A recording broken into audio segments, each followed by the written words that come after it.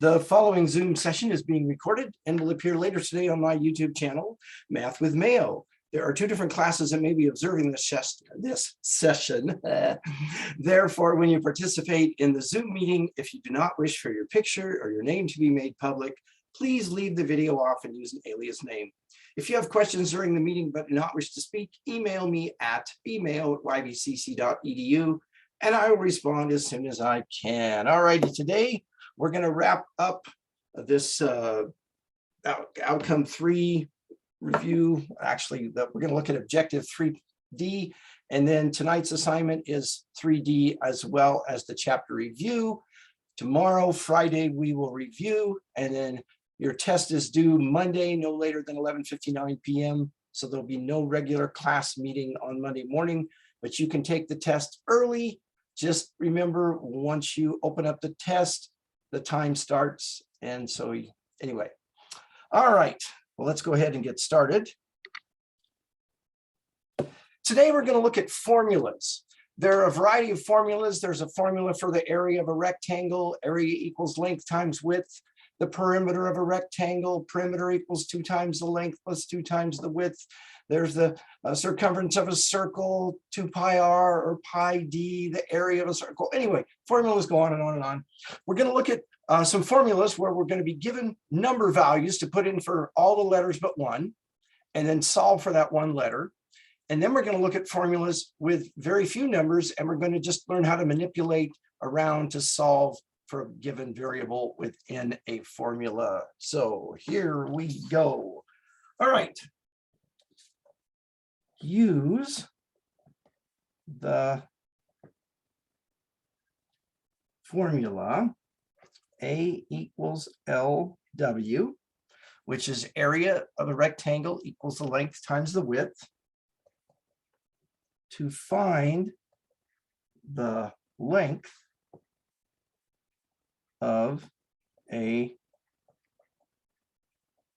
rectangle under the given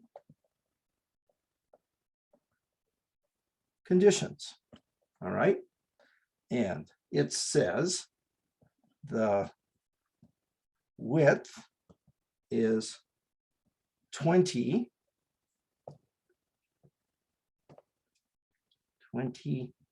inches, and the area is 500 square inches. So what we're going to do, we're going to take the formula, we're going to put 20 in the place of W and 500 in the place of A, and we get 500 equals L times 20. Or we could write it 500 equals 20L so that the coefficient of L is in front, either way. So what would we do now to solve for L, that is the length?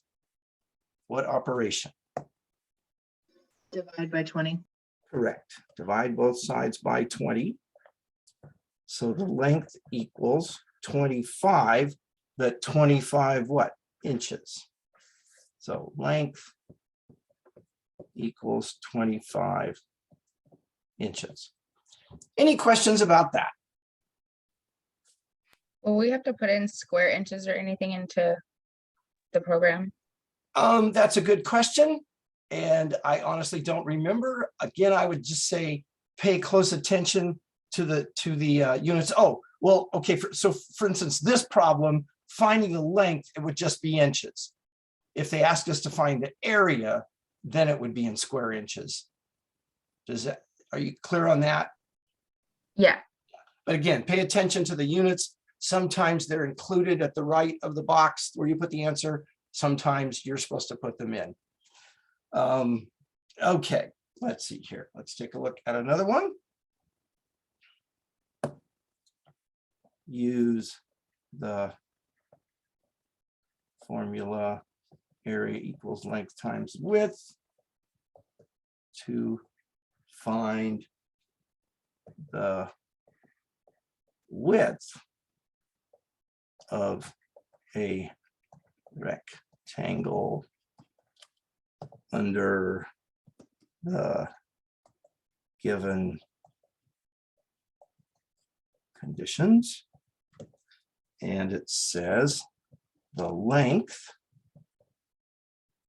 is 56 meters and the area is 1,904 square meters. All right, so again, A equals LW. 56 goes in the place of L. 1904 goes in the place of A. So 1904 equals 56W. What would we do to solve for W? Courtney? Divide by 56. Divide by 56. Good. Okay. So W equals, let's see here, calculator time, 1904 divided by 56 is 34. So the width is 34 meters. Any questions about that one? Okay. New problem. Use the formula 6x plus 4y equals 12 to find y under the given conditions. X equals 4. So 6x plus 4y equals 12. Find y when x is 4. So 4 goes in the place of x. So we get 6 times 4 plus 4y equals 12. So the next move would be to multiply 6 times 4, which is 24. Then we're going to isolate the variable term. We'll subtract 24 from both sides of the equation, and we get 4y equals negative 12. 12 minus 24, negative 12. Then we'll divide both sides of the equation by 4. Y equals negative 3. How would you check this? Well, let's see. 6 times 4 plus 4 times negative 3 equals 12. 24 plus negative 12 equals 12. 12 equals 12, it checks. So y is negative 3. Okay. Any questions about that? All right.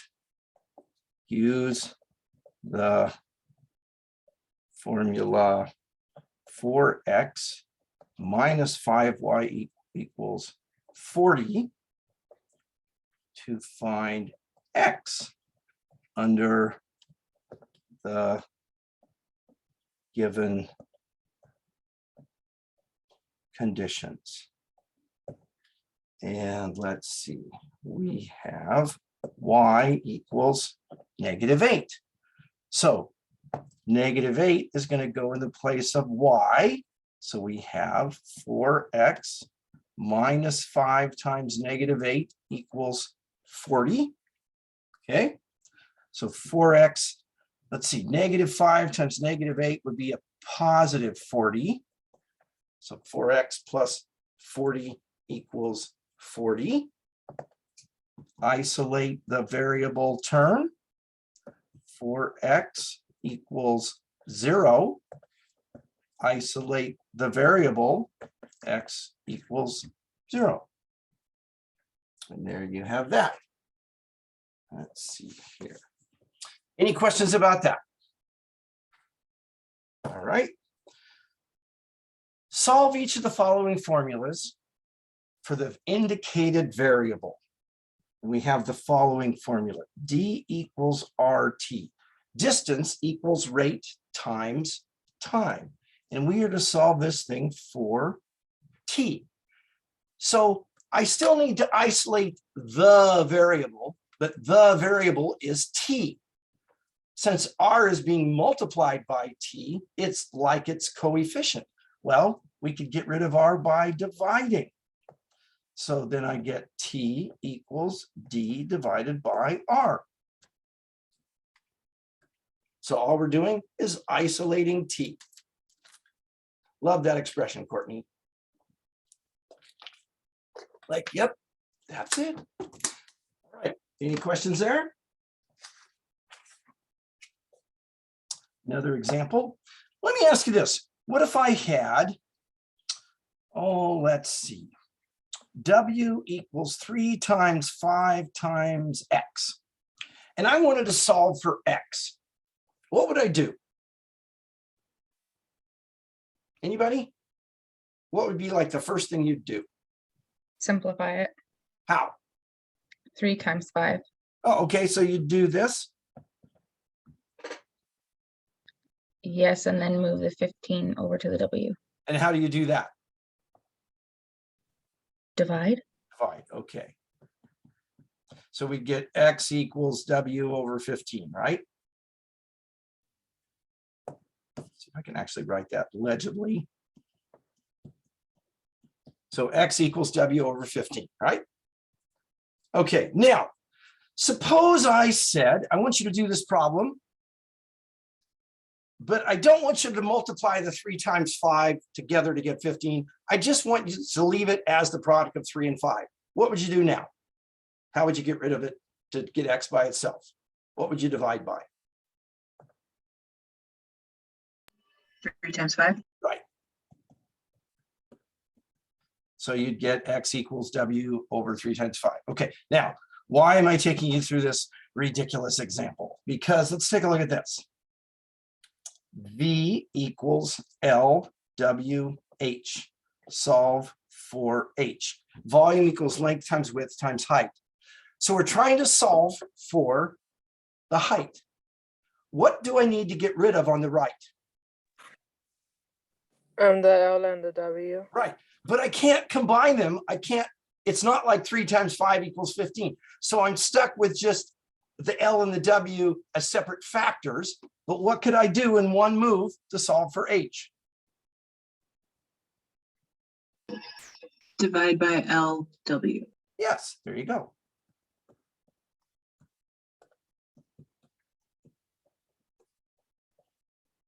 Okay with that? Now in this previous example, which I erased it. Oh, well. Anyway, so you get the idea. If we can't put them together, we could still, we don't have to do it separately. We don't have to divide by L and then come back and divide by W. We can divide by the whole product LW all at once. Okay. All righty, let's see here. Next up is this one. X plus 6y equals 3. Solve for x. So isolate the variable term.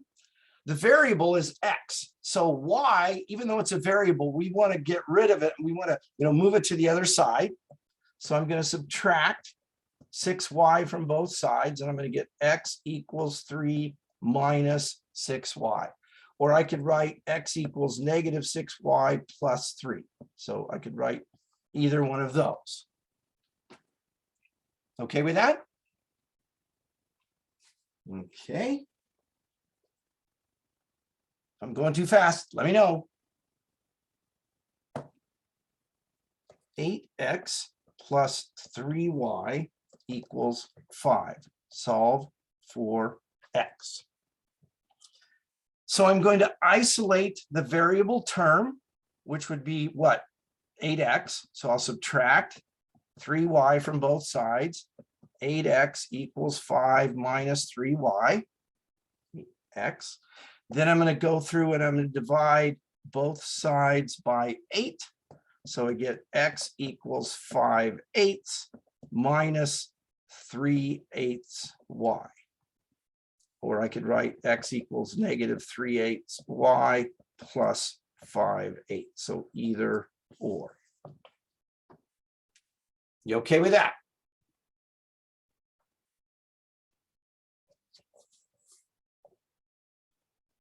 All right.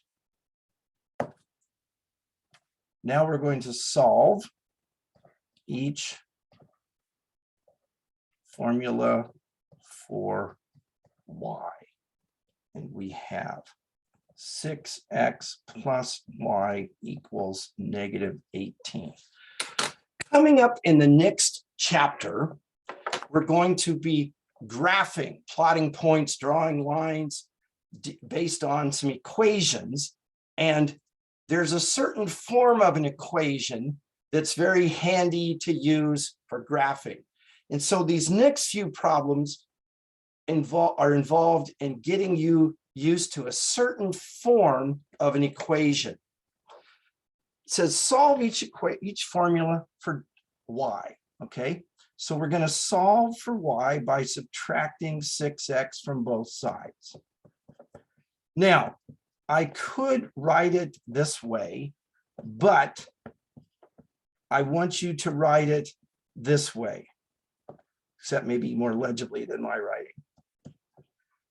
So you've got y equals whatever the coefficient of x is times x, and then plus or minus some constant term, okay?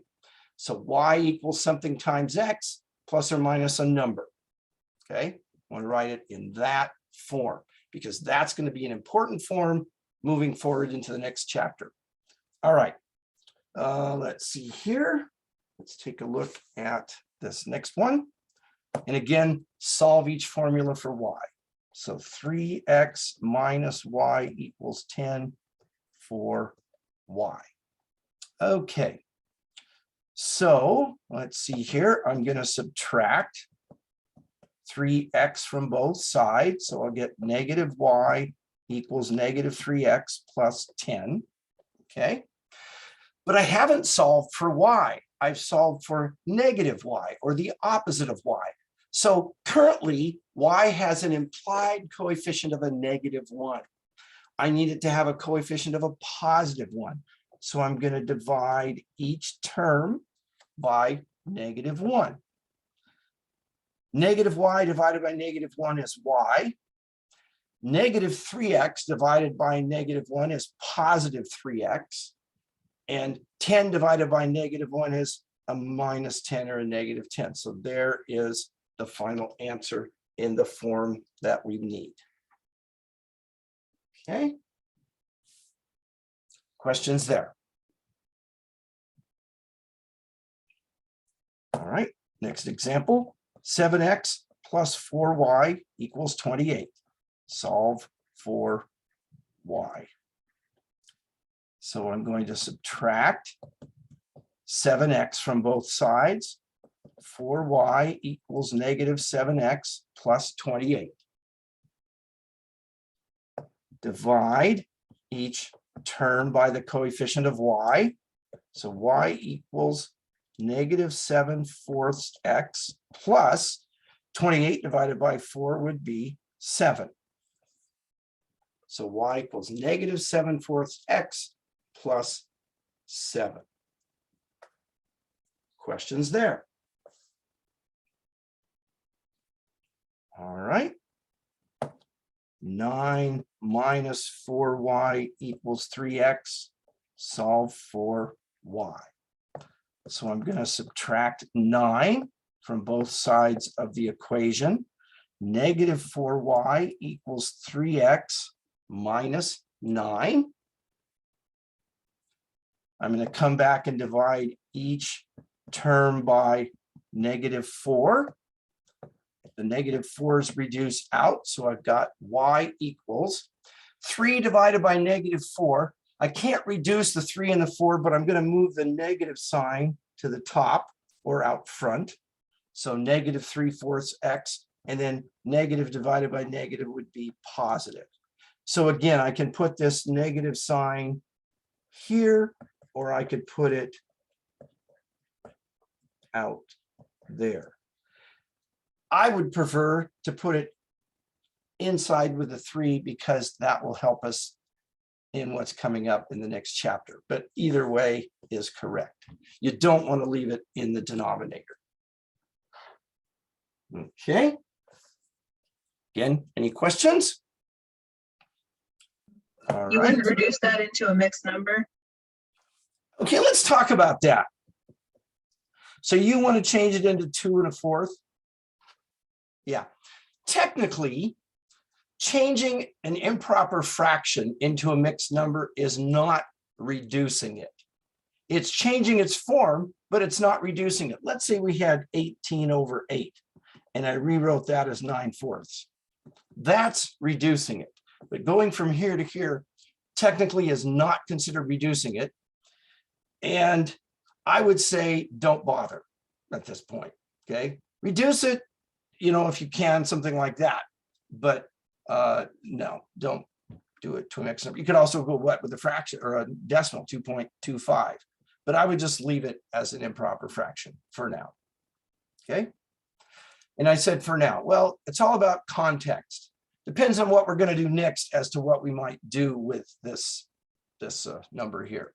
And we're not there yet. So for now, just stick with the improper fraction. Okay, I beat that horse enough. All right, let's see here. X over 6 plus y over 4 equals 1. Solve for y. All right. So we need to isolate the variable term, the variable y term that is. So I'm going to subtract x over 6 from both sides. So I get y over 4 equals negative x over 6 plus 1. But I haven't solved for y yet. I've isolated the variable term. But to isolate the variable, I need to get rid of the 4. So I'm going to multiply both sides of the equation by 4, each term. So I'm going to get, hang on here. Let's see. Here, I can reduce out the 4s and I'm going to get y. Here, I'm going to get what? Negative 4/6x and then plus 4, distributing the 4. But I could come back and reduce to negative 2/3 x plus 4. That's x. So again, I distribute the 4. Any questions about this example? A little bit. Okay. Where did I lose you? You just multiply by 4, not 4 over anything?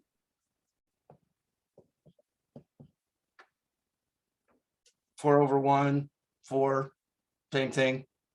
You okay with that? Let's do this. Let's go back.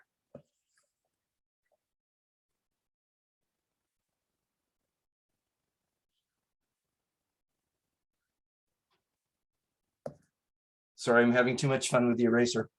Okay, so.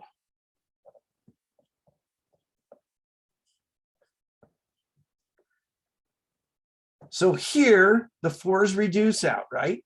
Well, here, what have I got? I've got negative 4x over 6 plus, and then what? 4 over 1 times 1.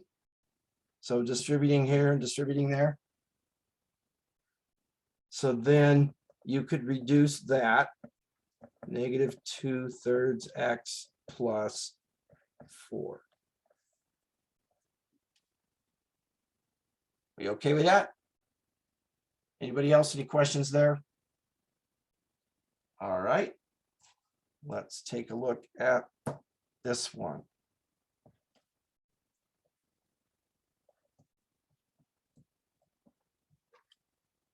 So same idea to isolate y.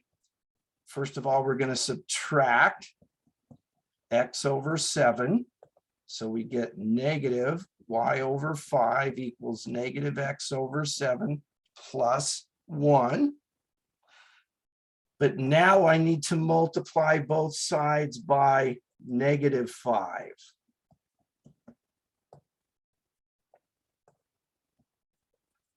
So on the left side, negative times negative is positive.